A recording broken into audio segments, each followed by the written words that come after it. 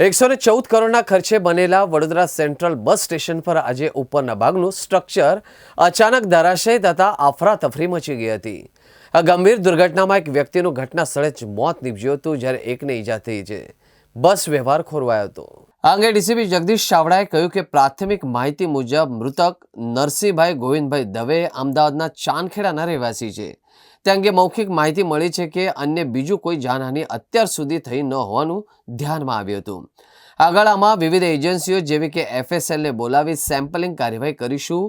બીજું કોઈ દુર્ઘટના ન થાય અને સુરક્ષિત રીતે જાહેર પરિવર્તન ચાલે એ માટે અત્યારે એક અલગ રૂટ ખોલી દેવામાં આવ્યો છે।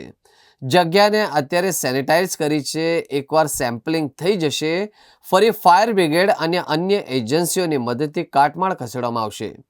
હાલ અમે MD એટલે કે એક્સિડેન્ટલ ડેથ દાખલ કરી અને તપાસમાં જો કોઈ ગુનાહિત જણાશે તો આગળ કાયદેસરની કાર્યવાહી કરીશું। બનાવની જાણ થતાં જ ફાયર બ્રિગેડ અને પોલીસનો કાફલો તાત્કાલિક સ્થળ પર પહોંચી ગયો હતો અને બચાવ કામગીરી હાથ ધરી હતી। સમગ્ર વિસ્તારને કોર્ડન કરી દેવામાં આવ્યું હતું। અન્ય કોઈ ફસાયેલું છે કે નહીં તેની તપાસ ચાલી હતી। વિભાગીય નિયામક પટેલે કહ્યું કે આ મુખ્ય બસ સ્ટેશન છે, જેના મુખ્ય પ્રવેશ દ્વાર માટે બિલ્ડિંગ બનાવવામાં આવ્યું હતું। તેની દિવાલને POP જેવી મટીરિયલ્સ દ્વારા ડેકોરેટિવ પણ કરવામાં આવ્યું હતું। એના ઉપરનો ભાગ અચાનક પડી ગયો છે। બસ સ્ટેશન PPP ધોરણે એટલે કે ક્યુબ ઇન્ફ્રાસ્ટ્રક્ચર દ્વારા કરવામાં આવ્યું છે। આ બાબતે ચોક્કસ પગલાં લેવામાં આવશે। બરોડા બસ સ્ટેશનમાં બે ભાગ છે। એક DTF ભાગ છે કે જ્યાંથી બસોનું સંચાલન થાય છે અને એક કોમર્શિયલ ભાગ છે। પરંતુ જે બસો બસ સ્ટેશનમાં આવવા માટેનો બસનો જે એન્ટ્રન્સ ગેટ છે એ એન્ટ્રન્સ ગેટ પાસેથી અંદર દાખલ થતા મુખ્ય બિલ્ડિંગ આવેલું છે।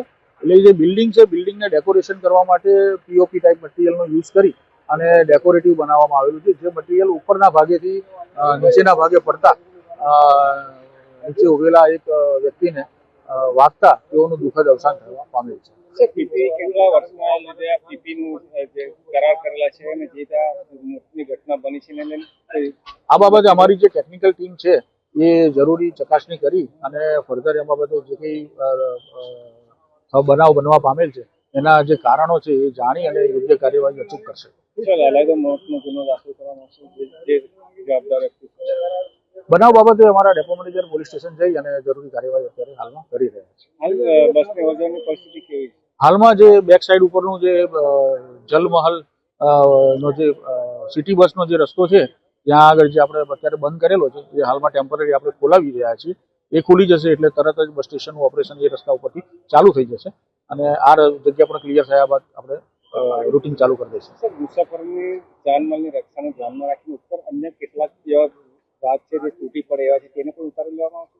એ હવે અમારી ટેકનિકલ ટીમ સંપૂર્ણપણે આનો ચકાસણી કરી અને અભ્યાસ કરી અને જે કાર્યવાહી કરવા પાત્ર થતી હશે તમામ કાર્યવાહી અચૂક કરવામાં આવશે। સયાજીગંજ પોલીસ સ્ટેશનનો જે ST ડેપો છે ત્યાં જે બહાર POPનું જે સ્ટ્રક્ચર છે એ અત્યારે લગભગ કલાક સવા કલાક પહેલાં પડી ગયું એવી હકીકત મળતા તાત્કાલિક સયાજીગંજ પોલીસ સ્ટેશનનો સ્ટાફ અહીંયા આવ્યો છે।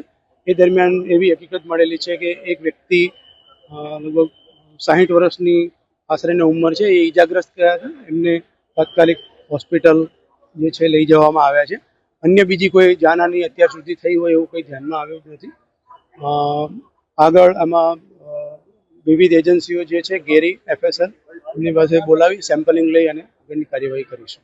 હાલમાં જે મુસાફરોને ઈજા થઈ છે એનું મૃત્યુ થયું છે અને અમદાવાદના રહેવાસી છે, આપણી કોઈ પાસે કોઈ વિગત? અત્યારે જે પ્રાથમિક માહિતી મળી છે એ પ્રમાણે ચાંદખેડાના એ નિવાસી છે અને એમનું ડેથ થયું છે એવું ઓરલી મૌખિક જાણવા મળ્યું છે।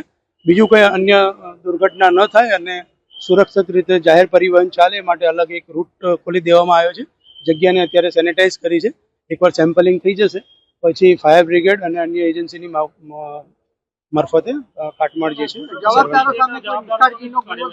અત્યારે હાલ અમે ED જે છે એ દાખલ કરી અને એમાં કંઈ ગુનાહિત આવશે તો એમાં ચોક્કસ આગળ કાયદેસરની કાર્યવાહી કરીશું। અત્યારે આ ઘટના સંદર્ભમાં કોઈની અટકાયત કરી હોય પ્રાથમિક ધોરણે? અત્યારે હાલ અમે ED ની તપાસ કરી રહ્યા છીએ। વધુ યાતાયાત જે જાહેર પરિવહન છે એ અસરગ્રસ્ત ન થાય એની પર અમારું ફોકસ છે।